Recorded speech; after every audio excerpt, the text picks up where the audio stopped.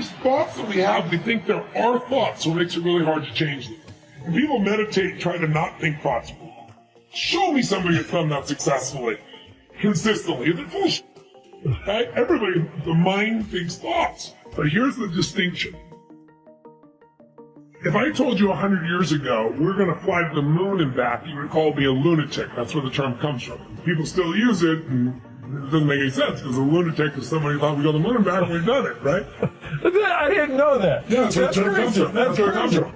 But if I would have told you 100 years ago that there's going to be a box in your pocket, and you're going to pull this thing out, you're going to hit a couple buttons, and then it's going to capture invisible waves that are drifting around the earth and bring the waves in, and you're going to see somebody on the other side of the earth and you're going to talk to them, you're totally nuts.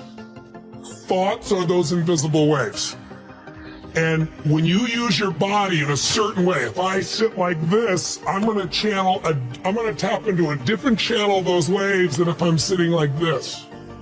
Kind of like a TV set. If I turn one channel, it might be a comedy channel. I'm going to see a lot of laughter. Turn another one, it's a horror channel. Turn another channel, it's a romance channel.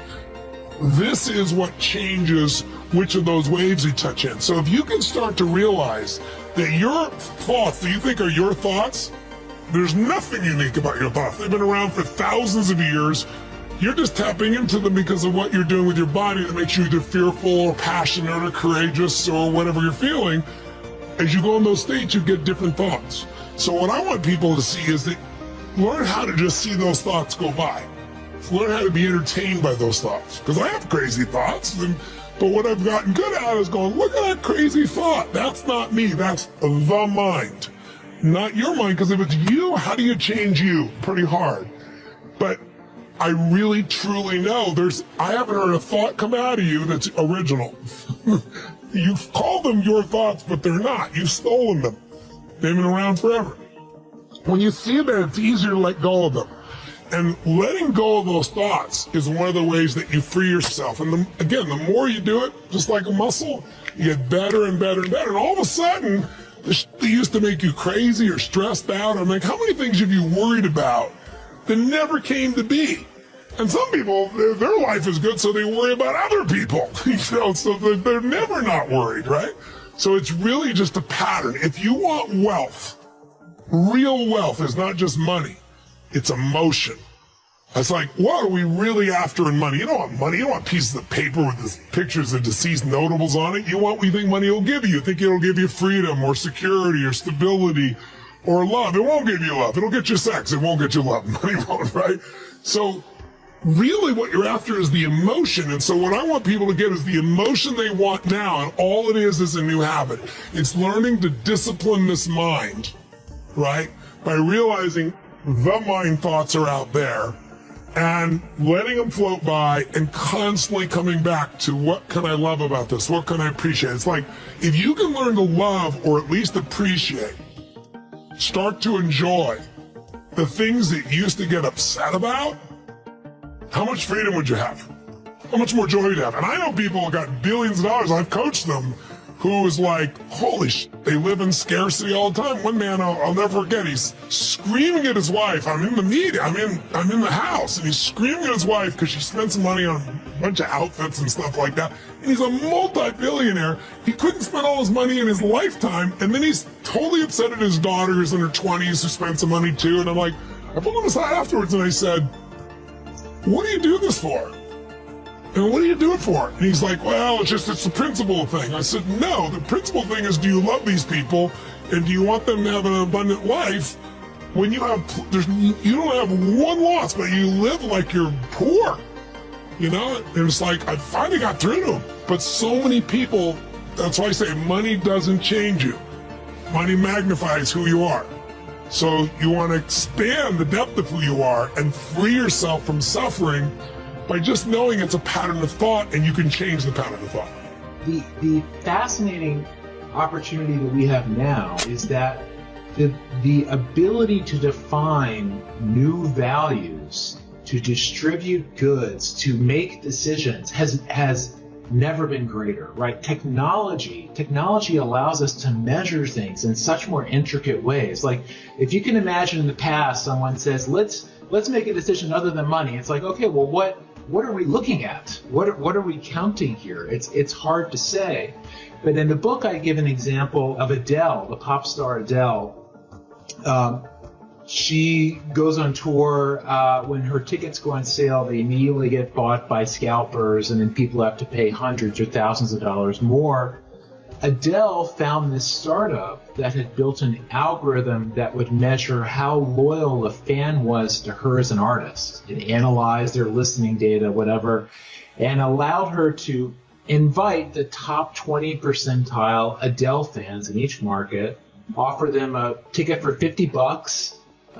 They could resell the ticket if they want, and the show's still, Adele made money. But the idea was that for maximizing for this loyal communal value set, that there would be a different kind of experience.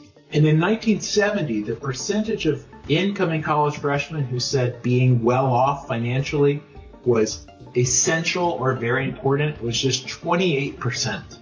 Just 28%. That year, the number one life goal was to, quote, develop a meaningful philosophy on life. 84% of students said that was essential. Can you imagine? Can you imagine? The most recent year the study came out, 2017, the biggest life goal among college freshmen, to be rich. 82% say that is essential. Less than half say that having a philosophy on life is essential anymore. And if you look at these numbers over 50 years, every year it's surveyed, 50, 60 million students have taken this. Like, every value is flat. Like, having a family stayed the same. Being creative stayed the same. Being good at your job, those rates have stayed the same. It's this growth of being rich that has just really, it's shocking when you look at it. It's just like, just a straight up into the right line. So just our whole value system has really shifted dramatically.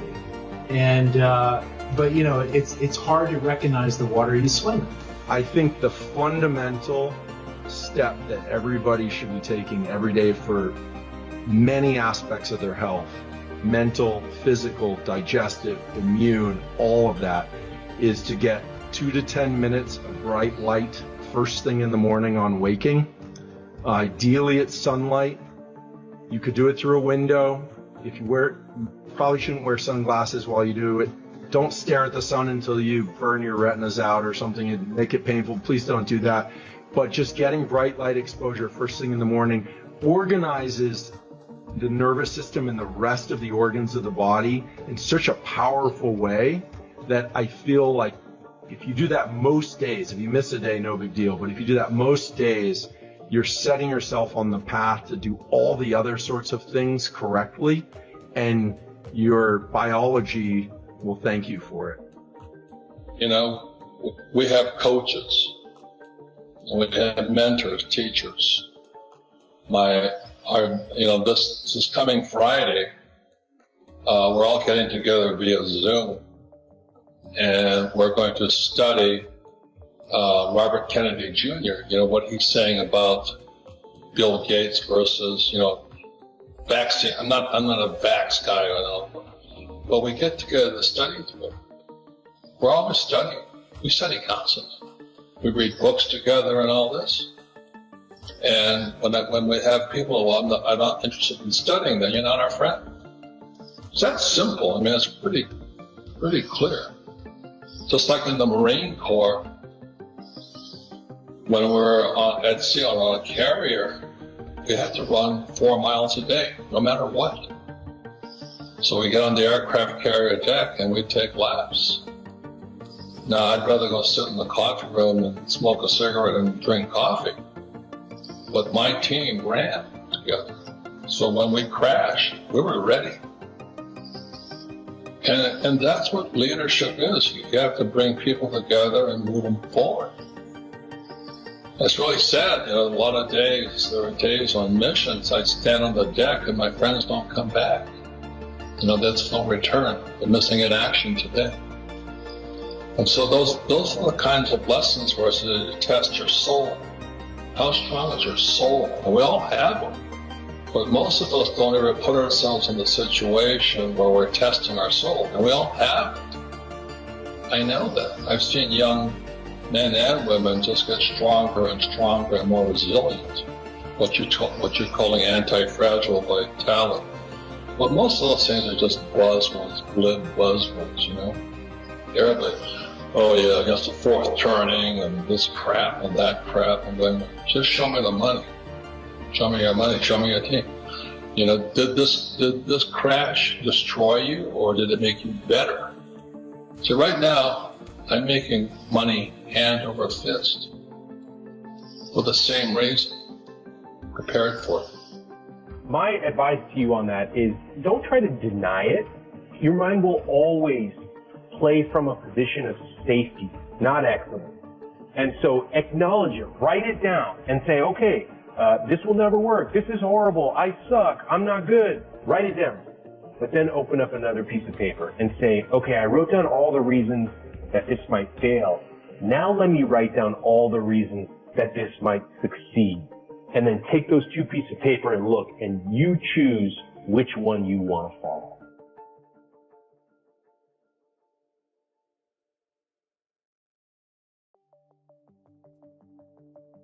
Hi, welcome back to Mind Control, where we inspire and motivate you. Hope you enjoy the video. The caliber of our life has everything to do with the caliber of the emotions we experience on a regular level. We are our emotions. And so the first thing I'd ask you to do is to start to use the power of choice in your life. Yes, you get to choose your life. You get to choose how you feel, not other people. There's these illusions in life. We really can't control anything other than our own thoughts, our own behavior, our own patterns. We can't control what other people do, say, or think. And it's this illusion of control, oftentimes, that we can somehow manipulate other people or manipulate situations that cause us to fall into these patterns. But what we do have the power of in life is we have the power to choose. And I say this to you because I'm somebody just like you. I struggle with the different patterns I have. Some of them serve me, some of them don't. I sometimes engage in thoughts that don't create the right emotions for me, that don't serve me. I know what it's like to be frustrated and angry and depressed and down and lost and fearful and worried. Worry's a big one for me. I love to fall into the pattern of worry when certain circumstances begin to happen. It creates a trigger and a pattern in me. And man, do I love to worry. That's a devastating disease, worry. Worry causes health problems, social problems, personal problems, family problems. It's devastating. Worry long enough, it'll drop you to your knees. Could reduce you to begging. My advice to you is do what I finally did on worry. Give it up. Who needs it? I'm not saying it's easy. I'm saying it's worth it. I've noticed this about worry. Worry is circular. Worry is going round and round. It's not being concerned about something. My mind just starts spinning. Now that's what it's like to toss and turn over stuff you can't control. Because after you've spent all night spinning, all day spinning in your head, and what if they, and you know, it starts with the most innocent thought, an innocent thought, and gets you to take it in the wrong direction.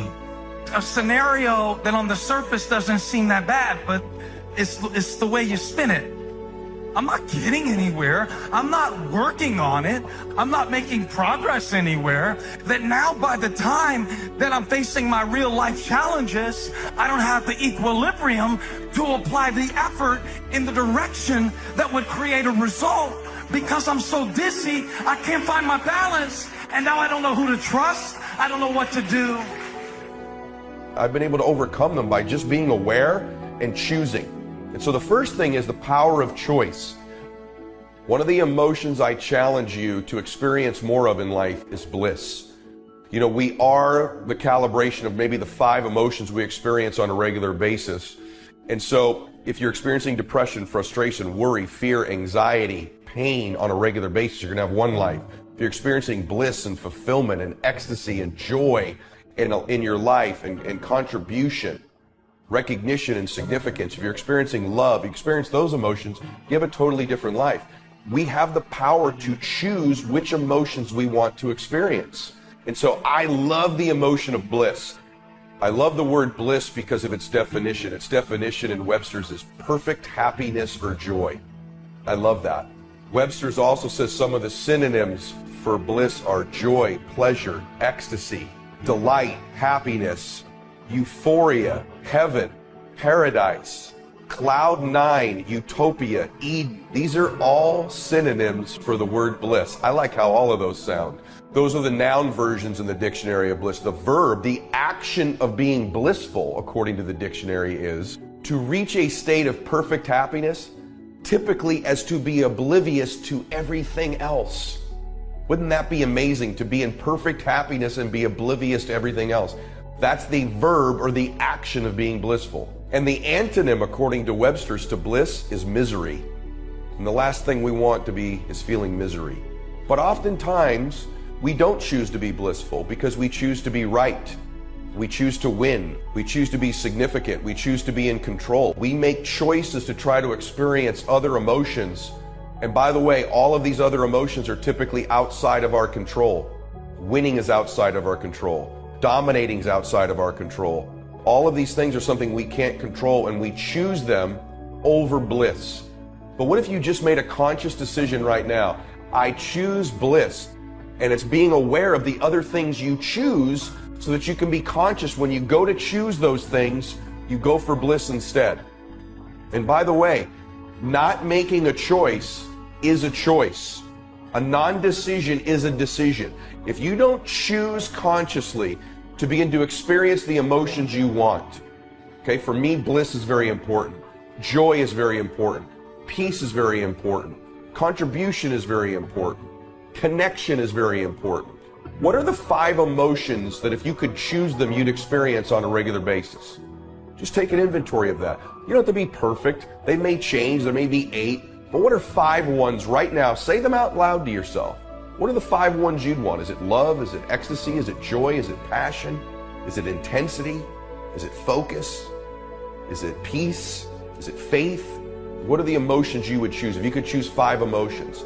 And when you just begin to become conscious of that choice, you've already moved ahead of 99.9% of the world who just responds and reacts and goes into pattern mode all the time. So just choosing gives you an advantage. And by the way, once again, not choosing is a choice. You've decided to go into your pattern. You've decided to let other people dictate to you your emotions. You've decided you have no control over your life by not choosing. So choose. And decision making is powerful. And it's emotional. That's those knots in the pit of your stomach, right? Waking up in the middle of the night in a cold sweat, trying to decide. We sometimes call it inner civil war. Why do we have these patterns? You have patterns because they serve you. There's a payoff to every pattern. And by the way, you say, well, no, because, one of my patterns is I slip into worry and then I'm completely unhappy. How's that a payoff for me? It's a payoff for you because it's predictable. It's become your home. And so you don't have any pattern that doesn't give you a payoff. Well, no, because when things don't go my way, I become combative, I become argumentative. That's my pattern. Then I get in a disagreement in my relationship, and then I say things I don't mean. How's there a payoff there for me? There's a payoff because it gets you what you want.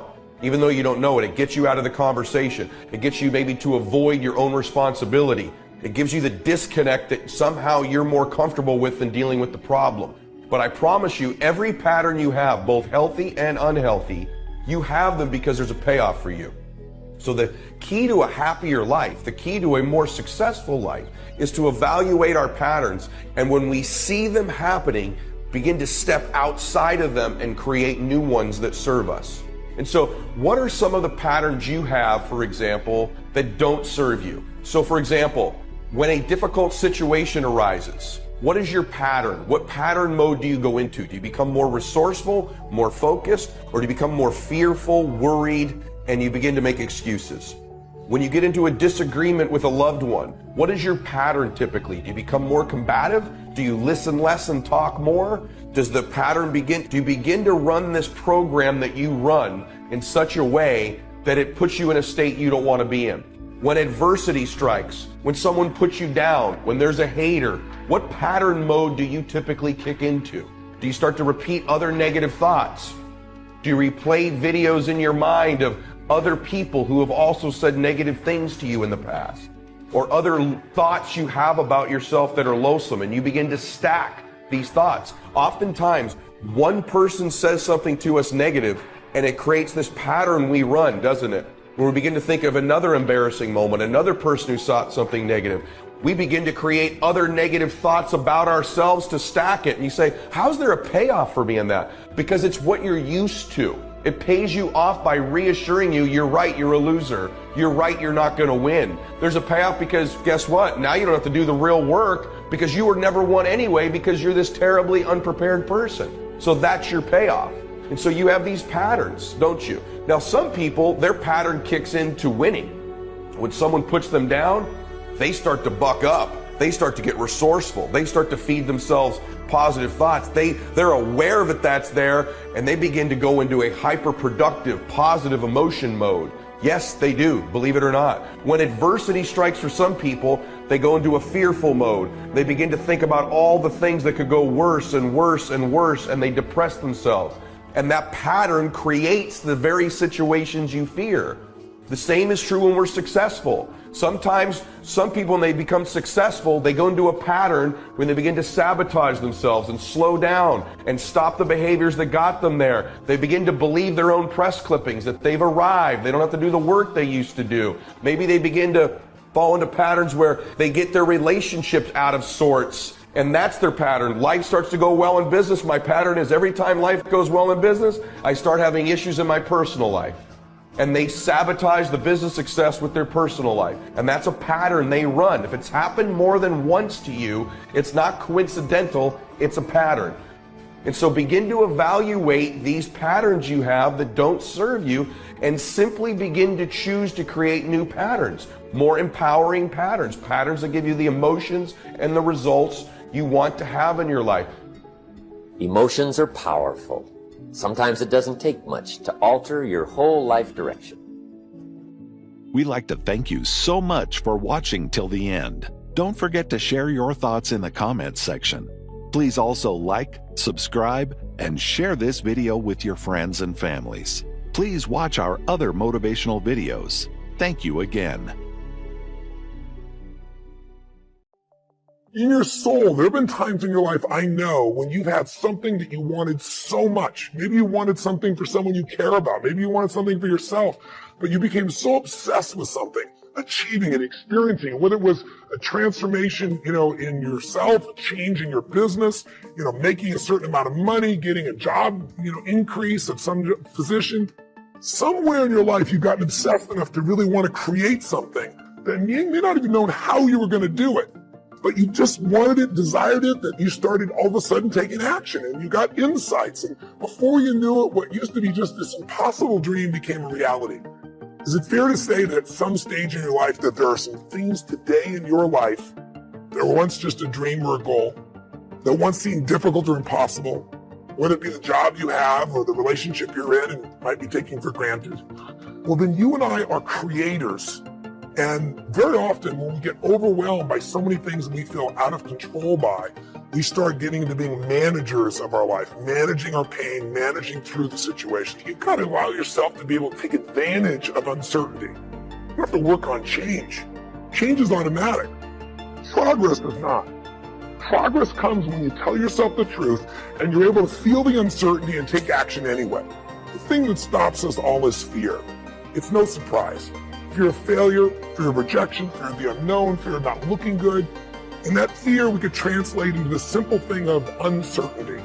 Someone who's incredibly successful, someone who's truly a leader in their life or in their field. The one thing they have in common is they exude this sense of certainty. Great leaders know how to step in the uncertainty and bring the certainty to the situation. I think that's why Paul said you've got to learn how to walk by faith and not by sight. that once you begin to trust yourself and your ideas and your instincts, life takes on a whole new meaning, because now I want you to do that feeling that you are led. Just feel, I am led. Ladies and gentlemen, don't give your power away. You don't need anybody to approve your dream. It was given to you. If they can't see it, it's because it wasn't given to them. It was given to you. Hold it, nourish it, cultivate it, work on it. It's yours. It's your baby. Work on it until it comes into fruition. I gave away my power, and I said, I'm not going to do that no more. No limit people are human beings who take what they are and accept it, and don't tell themselves that somehow they're deficient because of anything about themselves. This is a very crucial concept for me and for virtually all of us. It's this idea of taking your life in your own hands and being the kind of person that you choose to be, and understanding that everything that comes your way is an opportunity, is a blessing. And it wasn't until I learned how to celebrate virtually everything that came my way that I was able to transcend it. Everything else that you have on our planet, that we have on our planet, comes about as a result of thinking. Thinking. Thought makes it so. All right? Everything that you see that wasn't given to us was created by man as a result of the way that we think, the way that we think. So what gets inside of us as a cell comes about as a result of the way that we choose to think in our lives. Very important principle to understand, because once you get a hold of thinking and that it creates everything that you have in your life, you can change and make it as absolutely perfect as you want it to be, because thought makes it so. When you make decisions about what to focus on and what things mean and what to do, and you're unconscious, you get pretty terrible results usually. Now, we've all done this. I do it still. We all do. But if you want to change your results, you got to become more conscious in your decision making. So think about it. What you focus on, you will feel. Whether it's true or not. You focus on how people don't care, you're going to feel they don't care. Second decision you make is, what do things mean? So you focus on something someone does and you come up with a meaning, and the meaning is, no one loves me. The meaning is, they're trying to take advantage of me. Depending on what meaning you come up with, and you get to choose the meaning of anything. For some people, they say, this situation happened with the economy, and what that means is, I'm going broke. Somebody else said, the situation happened with the economy, guess what? That means I'm going to work harder, I'm going to be more creative, it changed everything. Everybody else is going to quit, so we're going to dominate the marketplace. For people to do it. Is this the... Now you're here right now. You got it, and you handled that fear. You kicked it out of there. All right? Remember that play Color Purple? I remember when Albert told the girl she couldn't go with Sure. He said, where you going? You know, this girl been wanting to all her life live her dream. But she was afraid. She felt incompetent, and he had beaten her down, and her self-esteem had eroded. He said, where you going? You can't talk, Sure can talk. You ugly, you dumb, Sure got class, you ain't got nothing. Where you going? You ain't gonna make it, you're gonna fail. She said, look here, I might be ugly, I might be dumb, I might can't talk. She said, but I'm still here. I'm still here. And so as you begin to look at the fears in back of you, you came through those fears, and you're still here. See, that's a testament about how powerful you are. And so whatever the volcano is, you have the capacity to take that volcano on, the capacity to jump in it and find your true identity. Here's another thing that keeps a lot of people from taking on the volcanoes and jumping into the challenges that they're confronted with: the fear of making mistakes or not feeling good enough. Guess what? You're going to make some mistakes. You're going to make a lot of mistakes. Guy said this, and it's true. He said, the person who has never made a mistake hasn't done anything. You're going to make some mistakes if you want to do something out here. You're going to fall flat on your face. You're going to be criticized when you come out into the arena called life. You're going to feel awkward and stupid and dumb sometimes. It goes with the territory. But it's okay. What's important is that you bring your stuff out here. Are you good enough? Prepare yourself. See, there's no substitute for competency. A positive attitude won't get it. Being enthusiastic won't get it. So you got to prepare yourself. You've got to develop yourself. You've got to practice. You've got to work. You've got to do your homework. You've got to do your research. See, a lot of people have a yes, I can attitude, but a no, I can't aptitude. And competency builds confidence. And confidence feeds into competency. See, the better you become, the more confident you feel. And the more confident you feel, the better you want to become. You realize that you have no ceiling. That you can better whatever you've done so far. You can go beyond that. You don't become cocky and arrogant, feeling that you've already arrived, as most people have. And that's why they've settled for less than what they rightly deserve in life. Because they feel they've arrived and they say, well, I can rest now. I can rest on my laurels now. I've made it. Stop doing the things that you know are wrong that you could stop doing. Right? So it's a fairly limited attempt. First of all, we're not going to say that you know what the good is or what the truth is in any ultimate sense. But we will presume that there are things that you're doing that for one reason or another you know are not in your best interests. There's something about them that you just know you should stop. They're kind of self-evident to you.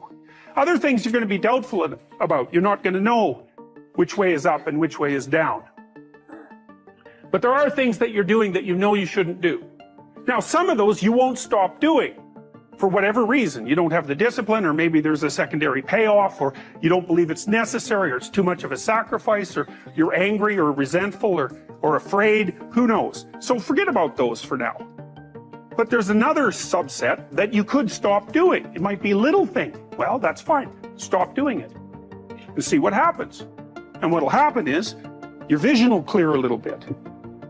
And then something else will pop up in your field of apprehension that you will also know you should stop doing, and that you could stop doing, because you've strengthened yourself a bit by stopping doing the particular stupid thing that you were doing before. That just puts you together a little bit more. And you could do that repeatedly for an indefinite period of time. And you know, that doesn't necessarily mean that you're going to ever be able to formulate a clear and final picture of what constitutes the truth and the good. But it does mean that you'll be able to continually move away from what's untruth and what's bad. And, you know, that's not a bad start. Personally, you'll have to start paying attention to your actions. Ask yourself, is what I'm doing going to lead me to where I want to be in life? You find yourself constantly bored, daydreaming about the future or past, or counting down the minutes until the day ends. Probably because you feel disconnected from what you're doing. Cherish your time. Try to spend your free time doing things that you enjoy doing, rather than wasting time. For example, rather than spending your weekends watching television, spend them partaking in your hobbies or spending time with loved ones and new friends. Measure your productivity by engagement, not achievement. Not everything you do has to be productive in the conventional sense, but activities should be engaging.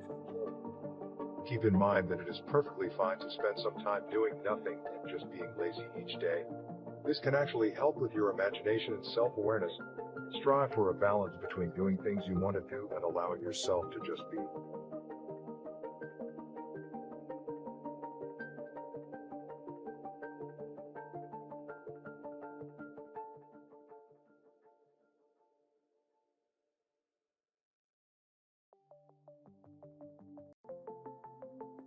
Let me give you 3 steps to start life change that can change your life, your personality, your lifestyle. Everything can change. Here's the steps. Number 1, find out how things work. The first key to doing better is find out. To change your life, really, you need ideas. There isn't anything an idea can't change.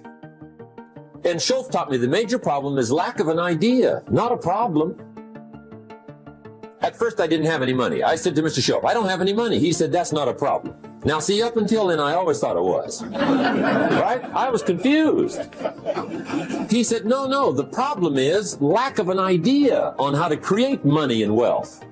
It isn't lack of money, it's lack of ideas. So if you get the ideas, see, you can change anything. Now, to get ideas, you need a constant study of finding out. Now, Shope also said, when you find out something that works, put the information in your journal. Don't use your head for a filing cabinet. Put it in your journal so that you can do the next best thing. Repetition, repetition, repetition. Go over it. And if you repeat it, go over it, sure enough, someday, some mysterious day, the idea takes root, starts to grow, and shows up in your bank account, and your dress, and your personality, and your lifestyle.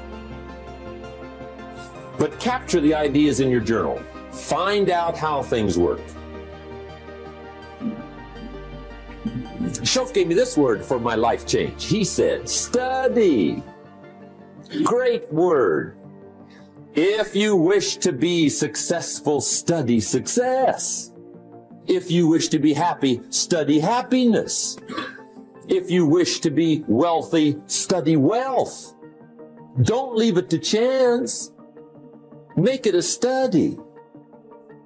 Some people just go through the day with their fingers crossed. See, that won't do it. You've got to study the things that can change your economic, social, spiritual, personal life. Now, here's a qualifying phrase. And we'll have several of these qualifying phrases throughout the seminar. Here's the first one.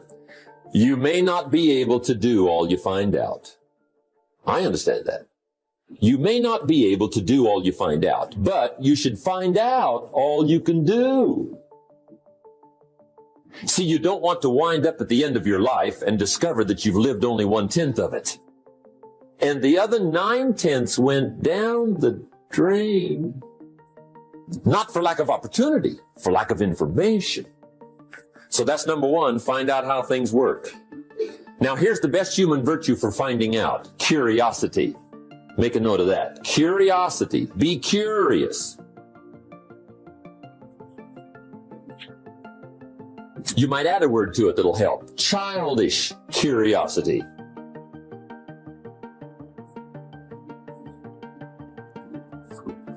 What will kids do if they want to know something bad enough?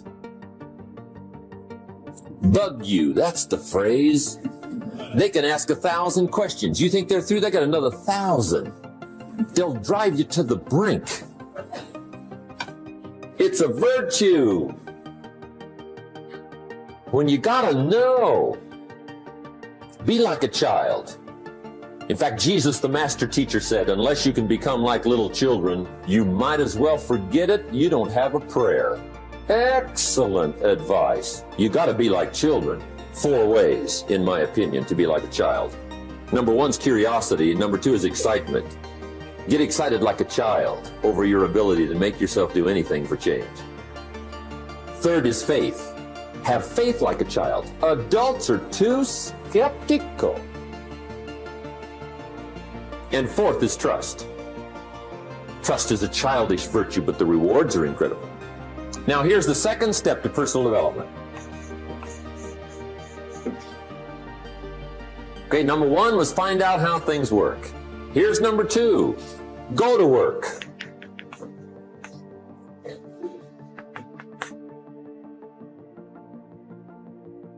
You must now take action on what you found out. In doing business around the world, we call it game plan. Put together your game plan. One of the major things we teach on the weekend seminars, game plans. How to game plan your office. If you're in sales, you need a game plan. Kids need a game plan. You need a home game plan, social game plan, a business game plan. Everybody needs game plans. Financial independence, game plan. Your investment, game plan. Don't think in your head. Put it on paper. Don't operate out of your mind. Operate from paper. I often ask somebody, what are you going to do the next 6 months? And somebody starts to tell me. I say, no, don't tell me. Show me. Show me your game plan for the next 6 months. Then I can look at things and maybe I can help. But you got to operate from paper. Put it on a game plan. Take action on what you found out. Now here's the best word I know of to go with action. Massive. See, that'll change everything. Massive action is called the cure-all. If you're going to make calls, make a few thousand. If you're going to make contacts, make a few thousand. If you're going to knock on doors, knock on a few thousand. See, that'll change everything. Here's the language of the poor. I'll try it a time or two and see what happens. It's the way poor people talk. The guy says, well, I'll give it 30 days. 30 days. You could guess his bank balance. You've got to have a better game plan. So here's one of the major things to do starting tomorrow. Take a look at your game plan. If it isn't loaded with massive action, change it tomorrow. Action. The formula really works like this. Pick up a good idea, take heavy action. Pick up a couple of good ideas, take heavy action. That's the formula for success. Heavy action.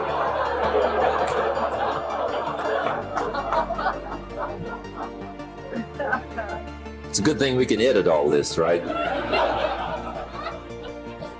The formula for success, take heavy action on a good idea. Right? That's the ratio. Now here's the key. Don't wait till you've learned 2,000 or 3,000 things. Because that way you'll use up all the time. And you could wind up smart and broke. And hey, it's okay to be dumb and broke. But if a guy's smart and broke, that's pitiful.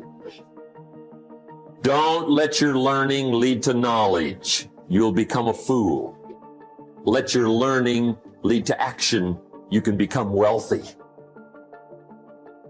And there's many kinds of wealth. I understand that. Not just money. Money's one of the least of all values. I know some people with a lot of money that are very poor. Evita sings, as for fortune and as for fame, they are illusions. They're not the solutions they promise to be. So there's all kinds of wealth, but to get a big share coming your way, you've got to have a heavy action game plan. Now here's the third step to personal development, and we'll wrap up personal development. Step number 3, it's just a little caution, and all through life we need little cautions. This one simply says, don't try to beat the system. Find out how it works, work it, but don't try to beat it. Some people learn just enough to start slicing it, shading it, thinning it, cutting corners, and looking for cheap answers. See, don't fall for that. You'll wind up with a cheap life. Find out how it works best and do it that way. Even though it seems to take a little longer, do it right. Don't compromise with right. Now, under this step, here's another key. Be a quick learner. Don't let it take long to teach you. Learn quicker. One guy said he broke his nose 7 times in the same place. Somebody says, looks like you'd stay out of that place. Learn quicker. Now, the third point here is don't be stubborn. See, some people won't change even when a better way comes. They say, well, I've been doing it this way 30 years. Hey, be ready for change. If it's a better way, go for it. But don't try to beat it. Or you'll be like the guy that went to Las Vegas. He didn't have much money, so he didn't want to risk his money gambling. But he gets to Las Vegas and the jackpot bells are ringing, the money's flowing, the lights are flashing, and he can't help himself. He's got to gamble.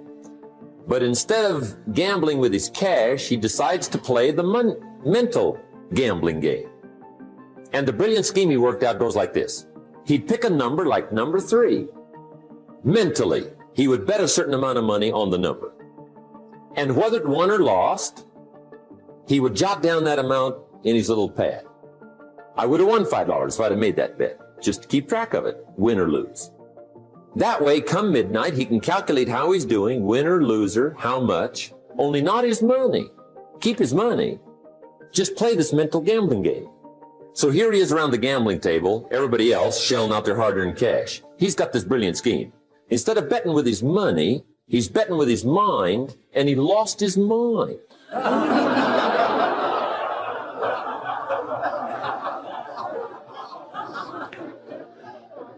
Which means don't try to beat the system, I guess.